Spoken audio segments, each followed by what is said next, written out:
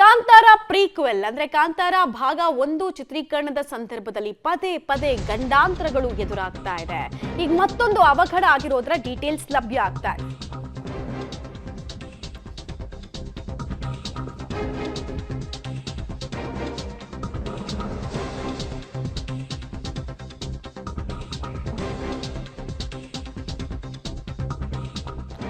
ಮಾಣಿ ಜಲಾಶಯದಲ್ಲಿ ನಡೀತಾ ಇದ್ದಂತಹ ಚಿತ್ರೀಕರಣ ಅಂತೆ ಇದು. ಕತ್ತಲಲ್ಲೇ ನಡೀತಾ ಇದ್ದ ಶೂಟಿಂಗ್ ವೇಳೆ ದೋಣಿಯೊಂದು ಮಗುಚಿ ಬಿದ್ದಿದೆ.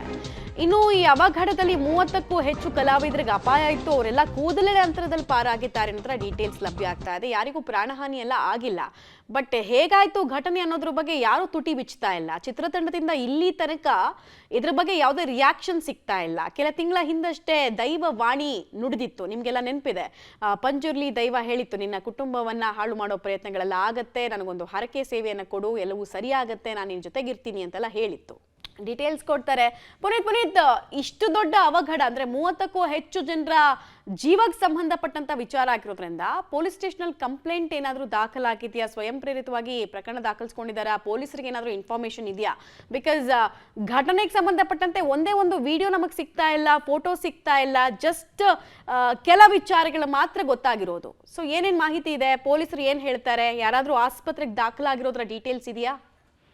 ಮಮತಾ, ಇದುವರೆಗೂ ಕೂಡ ಯಾವುದೇ ರೀತಿಯಂತಹ ಮಾಹಿತಿ ಕೂಡ ಅಲ್ಲಿ ಬಿಟ್ಕೊಡ್ತಾ ಇಲ್ಲ. ಯಾಕಂದ್ರೆ ಪ್ರಮುಖವಾಗಿ ಅಲ್ಲಿ ಕಾಂತಾರ ಶೋ ಅಂದ್ರೆ ಮಾಸ್ತಿಕಟ್ಟೆ ಮಾಣಿ ಜಲಾಶಯದಲ್ಲಿ, ಶಿವಮೊಗ್ಗದ ಮಾಸ್ತಿಕಟ್ಟೆಯಲ್ಲಿ ಅಲ್ಲಿ ಒಂದು ಶೂಟಿಂಗ್ ನಡೀತಾ ಇತ್ತು. ಅಂದ್ರೆ ಕಳೆದ 4-5 ದಿನಗಳಿಂದ ಕೂಡ ನಡೀತಾ ಇತ್ತು. ಆದ್ರೆ ಅಲ್ಲಿ ಶೂಟಿಂಗ್ ನ ಒಂದು ಭಾಗ ಅನ್ನುವಂತಹ ಮಾಹಿತಿ ಕೂಡ ಲಭ್ಯ ಆಗ್ತಾ ಇದೆ ಒಂದ್ ಕಡೆ. ಇನ್ನೊಂದ್ ಕಡೆ ಇಲ್ಲ ಅವಘಡ ಸಂಭವಿಸಿದೆ ಅನ್ನುವಂತಹ ಮಾಹಿತಿ ಕೂಡ ಅಲ್ಲಿ ಸ್ಥಳೀಯರು ಕೂಡ ಹೇಳ್ತಾ ಇರುವಂತದ್ದು, ಮತ್ತೆ ಸಹ ಕಲಾವಿದರು ಹೇಳ್ತಾ ಇರುವಂತದ್ದು, ಮತ್ತೆ ಟೆಕ್ನಿಷಿಯನ್ಸ್ ಕೂಡ ಈಜ್ಕೊಂಡು ದಡ ಸೇರಿರುವಂತದ್ದು. ಏನು ನಿನ್ನೆ ನಡೆದಂತಹ ಈ ಘಟನೆ ಏನಿದೆ, ಘಟನೆಯಲ್ಲಿ 30ಕ್ಕೂ ನಟ ರಿಷಬ್ ಶೆಟ್ಟಿ ಸೇರಿದಂತೆ 30ಕ್ಕೂ ಹೆಚ್ಚು ಜನ ಸಹ ಕಲಾವಿದರಾಗಿರ್ಬೋದು, ಮತ್ತೆ ಕ್ಯಾಮ್ರಾಮನ್ ಮತ್ತೆ ಟೆಕ್ನಿಷಿಯನ್ಸ್ ಕೂಡ ಒಂದು ದೋಣಿಯಲ್ಲಿ ಒಂದು ಶೂಟಿಂಗ್ ನಡೀತಾ ಇರುತ್ತೆ. ಆ ಸಂದರ್ಭದಲ್ಲಿ ಪಲ್ಟಿ ಆಗುತ್ತೆ. ಪಲ್ಟಿ ಆದ ಸಂದರ್ಭದಲ್ಲಿ ಅವರು ಈಜ್ಕೊಂಡು ದಡ ಸೇರಿದ್ರು. ಯಾವುದೇ ರೀತಿಯಂತಹ ಪ್ರಾಣಾಪಾಯ ಆಗಿಲ್ಲ.